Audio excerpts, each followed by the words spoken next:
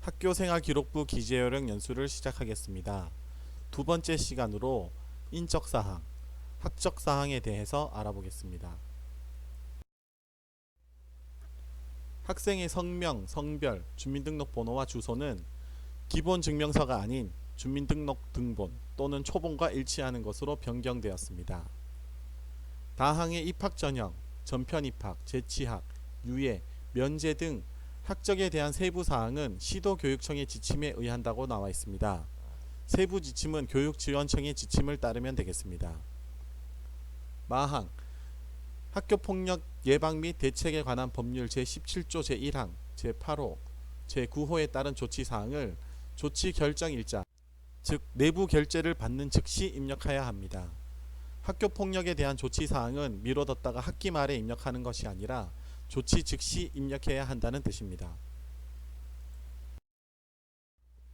외국인의 경우 여건에 표기된 영문 성명과 성별을 입력합니다.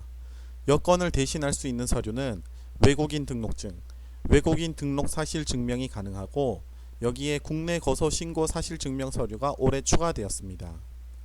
성명은 한글 또는 영문으로만 입력할 수 있고 해당 나라의 언어로 입력하는 것은 불가능합니다. 그리고 복수국적인 경우에는 대한민국 국적을 적용하여 입력합니다. 학생 정보가 변경된 경우 증빙 서류를 첨부하여 학교생활기록부 정정대장을 통하여 정정합니다. 학생의 개명으로 인한 성명 정정은 학생 본인의 기본 증명서, 개명 이력이 표기된 주민등록 초본을 근거로 하여 정정합니다. 졸업생 개명도 마찬가지입니다. 신입생은 학생 정보 중 학생 본인의 개명만 학교생활기록부 정정대장을 작성하여 정정합니다. 학부모 정보는 이제 입력하지 않습니다. 가족 상황을 입력하는 부분이 없어졌습니다. 그러니 이제 가족 사항이 변경되었다고 해서 정정대장을 작성하고 정정할 필요가 없어졌습니다. 개명 이외의 학생정보 수정은 교육정보 시스템의 학적 탭에서 하시면 됩니다. 신입생을 제외한 재학생의 경우에는 정정대장을 작성하여 수정하면 되고 졸업생의 경우에는 졸업생 학생부 정정대장을 작성하여 수정합니다.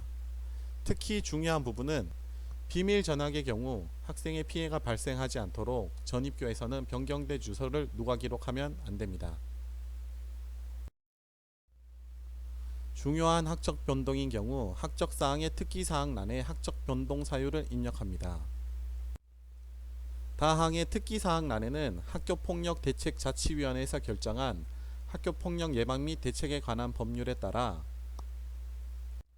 조치사항은 내부 결재일과 즉시 입력하게 되어 있습니다.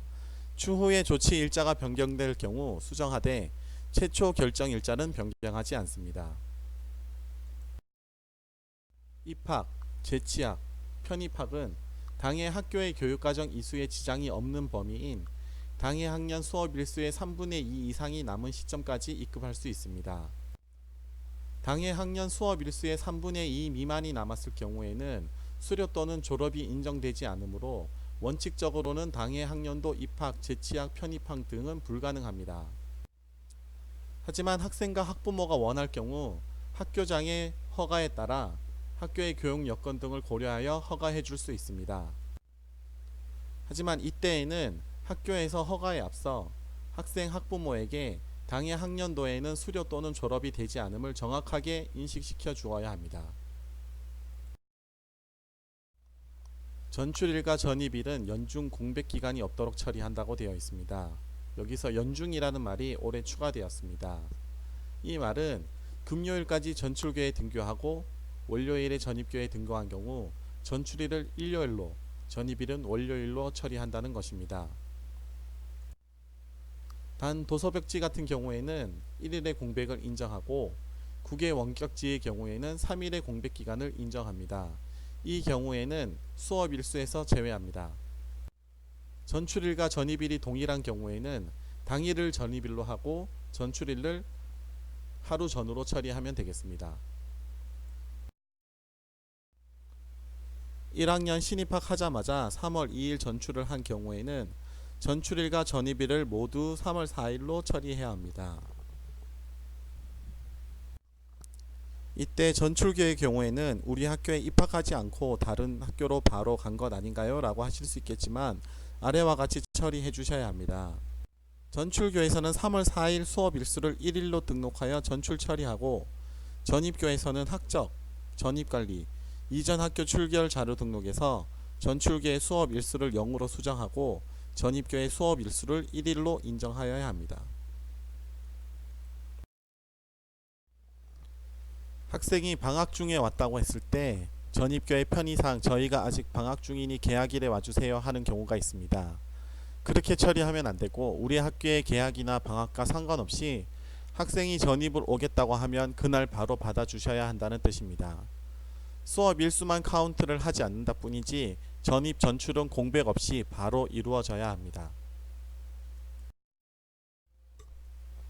앞서 입학, 재취학, 편입학은 당해 학교의 교육과정 이수에 지장이 없는 범위인 당해 학년 수업 일수의 3분의 2 이상이 남은 시점까지 입급할 수 있다고 되어 있었습니다. 3분의 2 미만인 경우 수료 또는 졸업이 인정되지 않아 재취학 또는 편입학이 불가능하다고 했습니다. 하지만 기국 학생의 경우에는 다릅니다. 다음 각 호에 해당하는 경우에는 당해 학년도 수업 일수의 3분의 2 이상에 미달하여도 해당 학년 수료에 영향을 받지 아니한다고 나와 있습니다. 해당 내용은 다음과 같습니다. 여기서 말하는 기국 학생 등이란 초중등교육법 시행령 제19조 1, 제1항의 각 호에 해당하는 학생을 말하는데, 이 자세한 내용은 37쪽에 잘 나와 있습니다. 확인해 보시기 바랍니다. 아동학대, 가정폭력 피해 학생의 취약 지원 및 비밀 처리입니다. 아동학대, 가정폭력 피해 학생이 주소지 외 지역에 취약할 경우에는 아동학대, 가정폭력 관련 법률에 의거하여 우선적으로 취약을 지원해야 합니다. 하지만 여기서 중요한 것은 2차 피해가 발생하지 않도록 조심해야 한다는 겁니다. 아동학대 행위자, 가정폭력 가해자 등에게 학생이 전학간 학교나 거주지, 연락처 등은 비밀로 하여서 2차 피해가 발생하지 않도록 조치해야 합니다. 학생이 전출 시에 교육정보 시스템에서 비밀 처리를 하여서 학부모 서비스 신청 내용을 전송하지 않아야 합니다. 전입학으로 처리하는 경우 전출교와 전입교의 수업 일수의 합이 전입교 수업 일수의 3분의 2 이상이 되는 경우에만 해당 학년을 수료할 수 있습니다. 예를 들면 우리 학교는 12월에 방학하고 2월에 개학을 하는데, 어떤 학교는 1월 초에 방학을 하고 학기를 끝내는 학교가 있습니다. 이런 경우 학부모에게 인지시켜줘야 합니다. 전 학교에서 수업 일수가 많이 빠져 있다면 수료하지 못하는 경우가 있다는 것을 말입니다. 이때 수업 일수의 기준은 전입교의 기준입니다. 재학 중 학력 인정 대안학교로 이동하는 경우에는 전출입으로 처리합니다. 이때 학력 인정 대안학교의 목록은 112쪽에 나와 있습니다. 이상으로 생활기록부 기재요령 연수 두 번째 시간, 인적사항, 학적사항 기재요령에 대해서 알아보았습니다. 감사합니다.